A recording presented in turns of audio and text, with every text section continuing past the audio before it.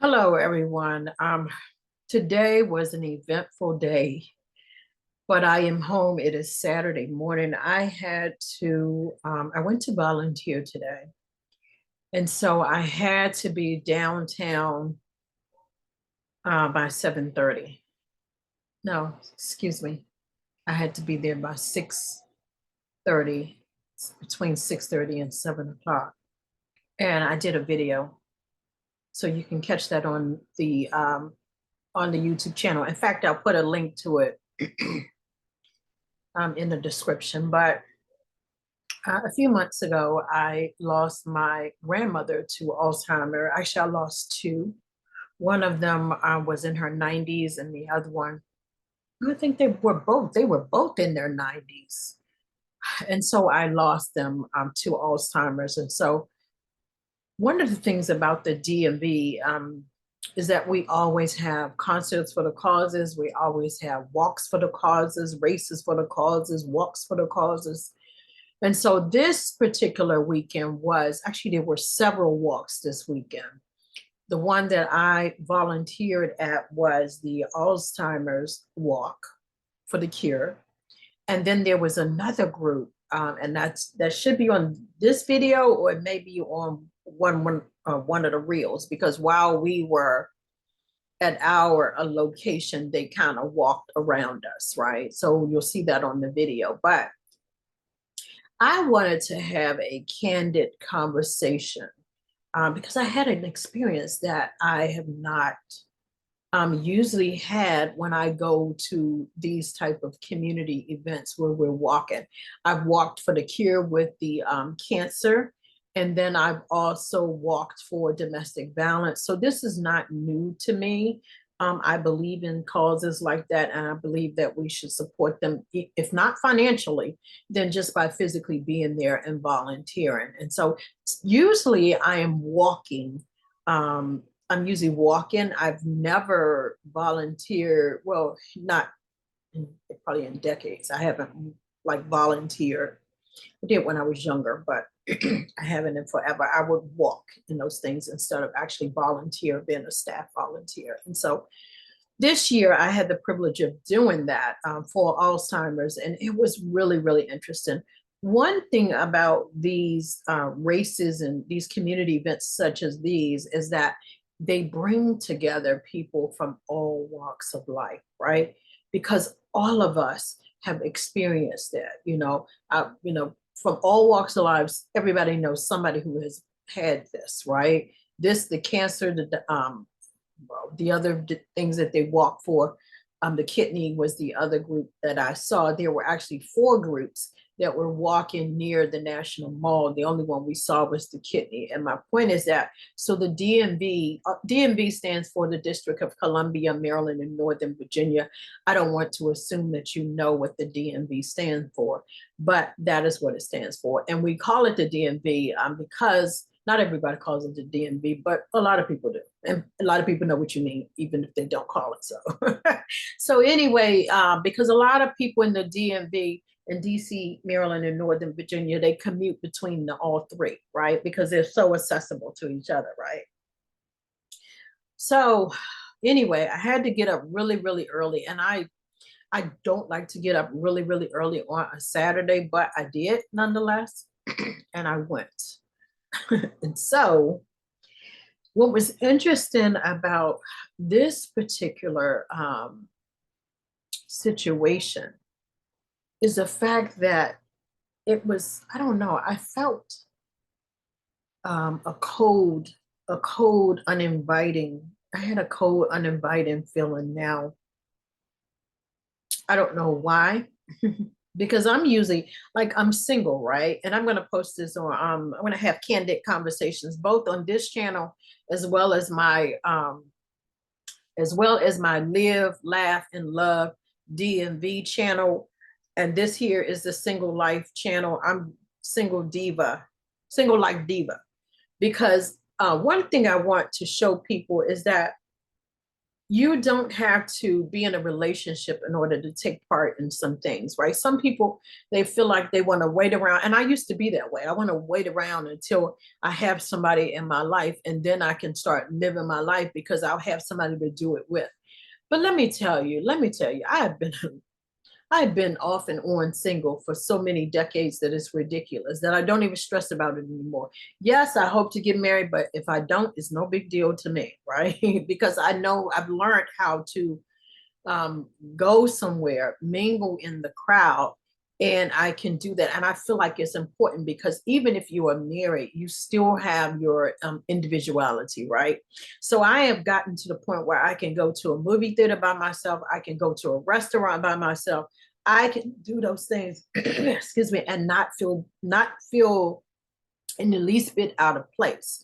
Now, before, when it used to bother me years and years ago when I was younger, it bothered me because I would look around and all I would see, it seemed like all I would see was married people, right? Married couples. And I'd be like, why am I not married, right? And the thing about that is I had to change my perspective and I had to change what I saw. So instead of me, I had to change my focus. So instead of my focusing on everyone who was married, I started deliberately looking for the people who were single because then that said to me, you're not alone, right? Now I know that's a topic for a whole nother video, and I can definitely go there because I am an expert at, and I think that you should be your own best friend, right? And I think you should be able to survive whether or not you're in a relationship, right? Because one of you is going to pass away, right? And you have to learn how to, live whether you have a relationship or not. So anyway, guys, my hair is really wet. I knew it was going to start curling up. So anyway, I get there early in the morning, and there are people out there, and we are having to set up, putting the tablecloths on the table and then setting out the chairs. It's raining. It's raining off and on. It was raining off and on all the time, except it started raining real heavy and it stopped at one time. Anyway, we're setting up. And I don't know if you have ever, and I'm sorry, I got my shirt. I don't know if you have ever been in a situation where you feel like you don't belong, where you feel like these people don't want anything to do with me, right? I used to work for this company, and I was one of five Blacks, African Americans in this company, right? No African Americans in leadership, and only a handful of us, literally a handful of us in the entire building. And I know that, or I knew this, or actually on the time, our company was on the one floor, or was it two floors? Yeah, it was two floors because there were times when we would have like chili cook off or whatever. They would have that type of stuff where they bring the people together. And so when they do that, you can literally look around to see, how many of us there are. And there were only five African American in there, including me. Now, let me say, listen, guys, listen, you don't have to be someone's best friend to include them. You don't have to be someone's best friend or friend at all in order to be open to who they are and what they have to contribute, right? So I get there and I feel this coldness. Like I don't like that feeling, right? Because I don't mean any harm, right? And I understand that people, people have their opinions, and I understand that people have their experiences, but don't blame me, right? Don't blame me and say that every African American. And I'm not saying that it was a racist thing, but I'm saying that I know how I felt, right? And I'm 50 something years old, so I know what I know. And I don't like that coldness because I don't need to be your friend in order to coexist, right? I don't need to be your friend in order to accomplish a goal that we all want to achieve. So if we all want a cure for this thing, then I don't have to be your friend, right? but I don't like that feeling. And for some reason, I felt that way. Out of all the other organizations and events that I've been to where there was a cause that we were fighting for, whether it's a concert for the cause, again, I've been to the domestic violence and I've been to the Race for the Cure, which is for cancer, several times, right? The point is, I have never ever felt I don't know if you would say shun. I've never felt like an outsider more than I have felt like an outsider here. Now, let me just say that there were three people who said hello to me. And actually, let me go back. When I was working at that organization where there were only five of us, these people would literally treat you like you're invisible. Like walk right past you and don't speak. And don't get me wrong, because people in my race do the same thing. Listen, we have got to stop doing that to whether it's our own race or whether it's people of other races. We have to be a part of the solution. Everybody knows this racism and this hatred is out of control. You have to be a part of the solution if you want a solution, right? And that's the thing, if you want a solution, right? Because this thing is getting out of hand. This hatred is getting out of hand, and that spirit is running rapid. It is doing what it wants to do. And let me just tell you that not everyone is your enemy. I don't care if they're your race or not. And the other thing is, you have to make an effort to embrace people of other races. You have to make an effort to make people in general, not even the race, people in general feel accepted, right? Because I've seen it where, other people, so the point is that, kindness doesn't cost anything, right? But it benefits everyone, especially when you are working towards a common goal. Again, we don't have to be best friends. And to be honest with you, I've gotten to the point where I don't expect anything from people.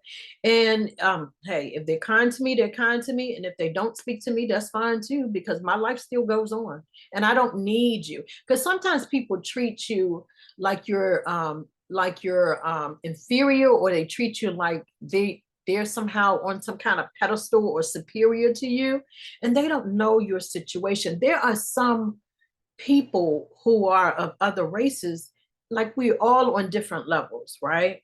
We're all on different levels. We all have accomplished different things. My thing may not be the same as yours, but I've accomplished some things, right? And I know some things that you probably don't, right? And you may not even care.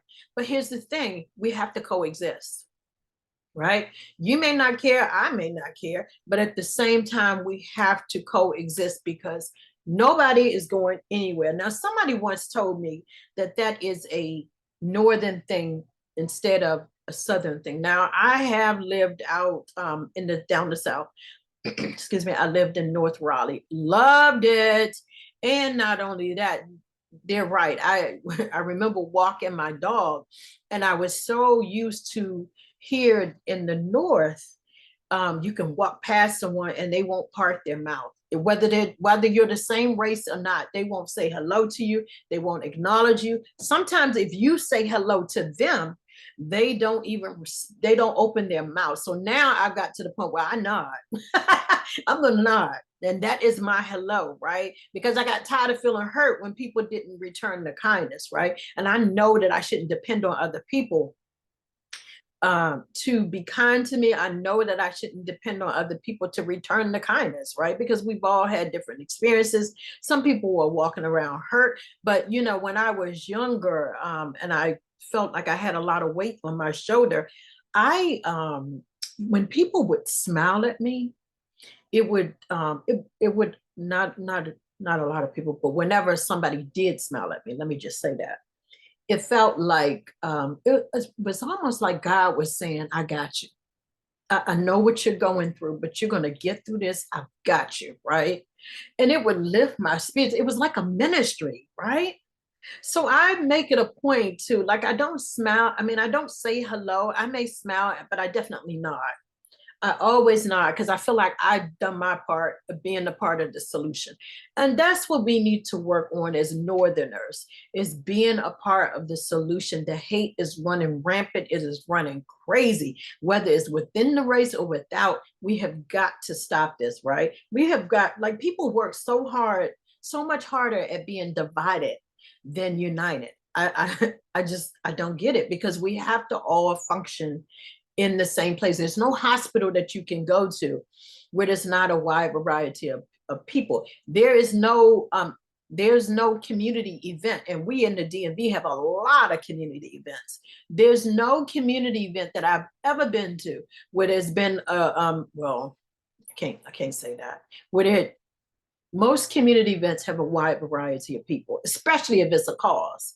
Now, I have been to community events where it was predominantly one race, which was my race, but at the same, so that does happen, right? And also when I lived in Virginia, that was, again, most race, there. So people have their areas that they migrate to by choice, because hopefully your agent is not doing that. And actually, I'm going to start doing videos on the different laws and the rules and what's legal and what's not legal within real estate, so that you consumers can know when something is not right and when you need to report it. One of the things about real estate agent, and I'm sorry, I didn't jump the gun, but one of the things about real estate agents is we're required to take ethics class. We're required to take legislative and all those other courses every 2 years to keep us on the straight and narrow, and yet sometimes it still happens. So I'm going to empower you as the consumer to know what is legal and what is not legal, right? We're going to talk about the terms of blockbuster, red line, line in, things of that nature. We're going to talk about the terms so that you will know when something's not right, right? So anyway, back to the event. So the event was really nice. It started off where it rained and it kind of let up a little bit. And so and then it started pouring. So we just kind of gathered underneath our tents. But I honestly, again, I have never felt so unwelcome and rejected in all my life, even with my standing there, even with my trying to jump in and help, because that's just what I do when I'm volunteering and doing anything. I don't believe, like, I take initiative, and I don't need you to hold my hand. Right? But I've never attended an event like that for a cause that brings a wide variety of people together. I've never been someplace that where I felt so unwelcome, right? And the thing is, this is put on by a nonprofit. I don't know what the culture is of their organization, to be honest. It'd be interesting to see what is the culture of their organization. Are they too one of those organizations that don't have a variety of people, right? Because one thing about people who isolate themselves or live in the backwoods, or they stick to their own kind, which we all normally do. We all usually gravitate towards people who look like us. The problem with people who look like me is sometimes we reject each other a lot, a lot. So it's not just a so it's not just a one race thing. The point is that kindness costs you nothing, right? It doesn't cost a thing. Love costs you nothing, right? And we have to break the mold. I know that people tend to gravitate towards what they're familiar with, but at the same time, we're all living here together and no one is going anywhere. And listen, no one is inferior and no one is superior. Let me just make sure to let that be known. But anyway, guys, this experience was one that I've never experienced, even with my volunteering at the check-in table. When I go to, or someone walk up to the table, the two ladies on the side of me, they're trying to beat me to the person, or they try to hurry up with that one too. So I don't have that interaction with these people. What are you doing? What are you doing? Like, I have never again felt so unwelcome. And I really, really hope that this organization makes an adjustment. If you're going to ask for donations from people of all races, which the only way you will grow is to have donations from people of all races. People who are successful have embraced people of all races, right? In order to accomplish their goal, right? Now, I'm not saying be fake about it, but what I am saying is that you can't ask for donations and you can't ask for people to make contributions, even to volunteer. You can't ask them to be a part of your organization and then you don't treat them well.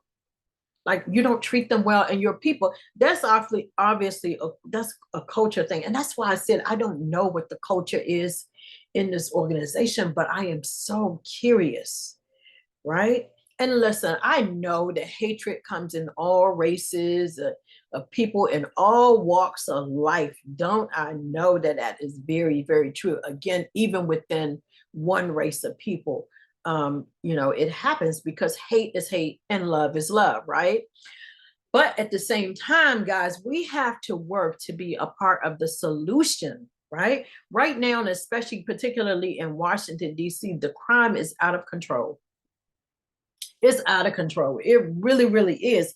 And Washington, D.C. is getting to be that there are more people who are moving there because it's more convenient to their jobs, right? The point is that, again, there's a mixture of people, right? So we have to be a part of the solution. And let me just say that isolating yourself or only migrating or only mingling with people who look like you is not going to make the situation better. In fact, it's going to fuel the fire and make it even worse because you don't care about me and I don't care about you, but we still have to coexist. No, no, no, no, no. We have got to do better. Whether it's a northern thing or a southern thing, hospitality needs to come north. And we all have to make a personal choice because even if you have an organization and you say, here is the culture, we treat everybody with respect, we say hello to everybody, we smile at everybody. Like, even if they have rules like that, it's still a personal choice, right? It's still a personal choice. And that choice is based on experiences, it's based on what people have heard or been told, right? It's sometimes it comes from being taught some things when you're a child. But at the same time, you have to make the decision to make the change because at the end of the day, nobody's going anywhere.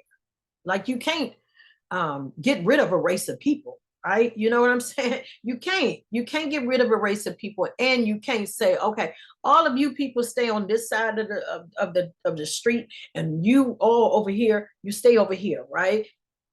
How likely is that? The answer is it's not. So we have to be a part of the solution, guys. I enjoyed the experience. I'm going to put the video, I'm going to post the video, but at the same time, I'm telling you, I have never felt that.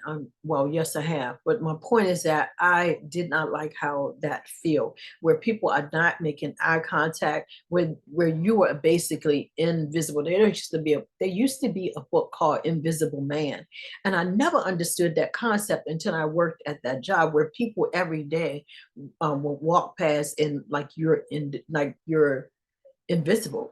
Now, every now and then, one or two people will speak or acknowledge you, just look in your direction. But for the most part, like, I've never seen people so adamant about evil, like so adamant about writing people off without giving them a chance. Like, all races of people have evil in it, like, right, you know what I mean? There's good and bad in every race. That's what I want to say. There's good and bad in every race. But at the same time, like I said, somebody once told me, Brenda, it's not a northern thing, it's not a race thing. It is a northern versus southern thing. Now, I will say that I only lived in North Raleigh for a year because the job market sucks. Sorry, not putting you guys down, but that job market was horrible. Came back to visit here, DMV, came back to visit, and 2 weeks later, I had two jobs. I'm moving home. My point is that whether it is a northern thing or a southern thing, we all have to do our part to spread love. We all, because it makes life easier, right? You have people who are angry, who are traumatized, who are hurt, right? And you don't have to be the solution for their personal problem, but at least lighten the load, right? So I don't know. You guys let me know if you have ever been in this situation where you feel so unwelcome, so uninvited, right? Like you like almost like rejected, right? And yet at the same time, like I said, we have to coexist. Now, whether like again, I don't have to be your friend. I don't have to, heck, I don't even deal with some family members. So I don't have to be your friend. But at the same time, we do have to coexist. And when we have family functions, and we do come together and we make it happen, right? So my point in it, there are some people who don't like me, and that's fine. That's fine. Family don't like me, and that's fine. But at the same time, we have to coexist. And also we have to do our part in being a part of the solution and spreading kindness and love regardless of how you feel about a race of people or a situation. And don't put everybody in the same box, right? Someone of another race may have hurt you or may have said something or did something that was disrespectful or hurtful or whatever. But at the same time, don't carry that hurt on to the next person. We have a lot of displaced anger, right? A lot of displaced hate, right? Everybody is not your enemy, right? Everybody is not your enemy. And I really, really implore you, and I really, really hope that you would do your part to be a part of the solution in spreading love so that we can heal this land, because this is ridiculous. This is ridiculous. And the crazy thing is some people are so okay with themselves. Like they don't see anything wrong with what they're doing or what they didn't do. Like I don't get it, right? Again, I'm not here. I could care less if somebody was my friend or not, because if you are my friend, you're probably not going to be a genuine friend anyway, right? Especially if you have that attitude, and especially if you're mean like that, right? You need to work on yourself. You need to heal yourself. Well, ask God to heal you. That's even better, because there's some things that we just cannot do by ourselves, you know. And also, don't like see people as see people as people, just like you, right? See them as your equal. I remember asking, I don't know if it was a professor or I went to a museum and asked someone, but I couldn't understand why. And I'm speaking in terms of race, not racism, in terms of slavery. I could not understand how, I could not understand how I can have eyes and a nose and a mouth and teeth, I can, and hair, and you can have those things too, and yet you treat me like personal property. Like I don't get it. Like to me, something would have been like, something's off. Why am I treating this human being, this human being like a piece of property, or like they don't have feelings, or they don't, you know, they can take brutal beatings. Like I don't get it. Why am I treating them different from what I would treat anybody else, right? But somebody said to me is that they don't see you as their equal. And that's why they were okay with it. And I just think that is so interesting. And it still sticks with me today, because sometimes we treat people or treat each other like they're not our equal. When in fact, again, there's no one who is superior and there's no one who is inferior, right? We're all striving to make it. We're all on different levels, but we're all striving to make it. And everybody plays a piece of the part in terms of making the wheels turn, in terms of making achieving goals, right? For example, in a corporation, you have people who do the housekeeping. You have people who are the receptionists. You have people who are executives and managers. You have different people. Excuse me, I'm so sorry. You have different people, but they all serve a purpose to make everything run well. For example, if the people in housekeeping choose not to do their work, then it makes us all look bad, right? So it doesn't matter what level you're on. You have to work together and coexist to make those goals come true. And so, yeah, it was, I'm sorry, I'm getting ready to wash my hair because it is wet. It is ready to wash, or ready to be cleaned. I need to wash my dogs too. So anyway, guys, listen, I want to thank you for listening to this candid conversation. I was really, really disappointed. I was so disappointed that after the race took off, and guys, you can look on my channel. I will be putting that particular video on my Live, Laugh, Love DMV channel, because one thing about that channel is I expose people to what it's like to live here in the DMV. So on that channel, I have a lot of community events. I also have real estate related events, and then information. And then I also have like museums and tourist attractions, because we have so many here in the DMV. But we have a lot of community events. I used to think that everybody had community events everywhere you go. That is simply not true. So I love to expose to people to how fun it is to live here in the DMV. Again, DMV stands for DC, Maryland, and Virginia. So don't forget it. So anyway, guys, yeah. All right, listen, I want to thank you for listening. And guys, we have to each individually do our part to be a part of the solution. We have to spread love, and we have to be kind. I'm going to start doing videos on how we can spread loveness and kindness, and how we can make a difference, how we can be a part of the solution, because this hate is running rampant, and it is running free and wild, and nobody's putting a stop to it, right? But it's a personal choice, right? And love, again, love doesn't cost anything. Kindness doesn't cost anything. Happiness doesn't cost anything. And yet it is your responsibility. All right, guys.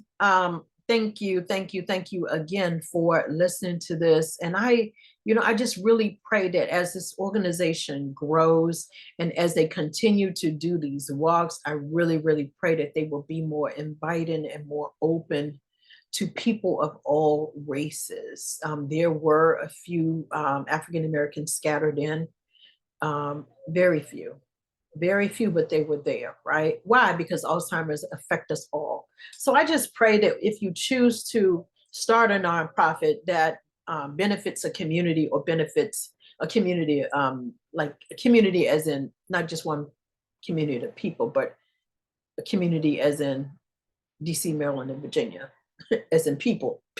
Actually, they're probably national, because no, they only talked about, because they're having walks in different cities, in Frederick, Maryland, that is, in I think I heard them say Columbia, Maryland, definitely Oxon Hill, because I started to go to Oxon Hill, and then Washington, D.C. is where I went today. So I'm sure that as they expand and as they grow, they're going to go to different cities, just like the Walk for the Cure with cancer.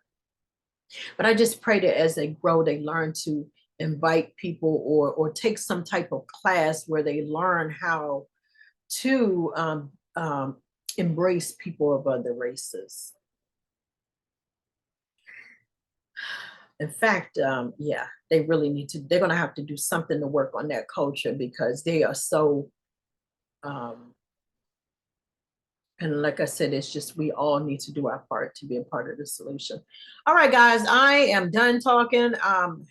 Done with my conversation. Listen, if you want to share your experience or a possible solution, please put it in the comments so that people can, chime in, and they can be a part of the solution as well, so that we can work as a team here in the DMV. Because like I said, DMV is a melting pot of different races.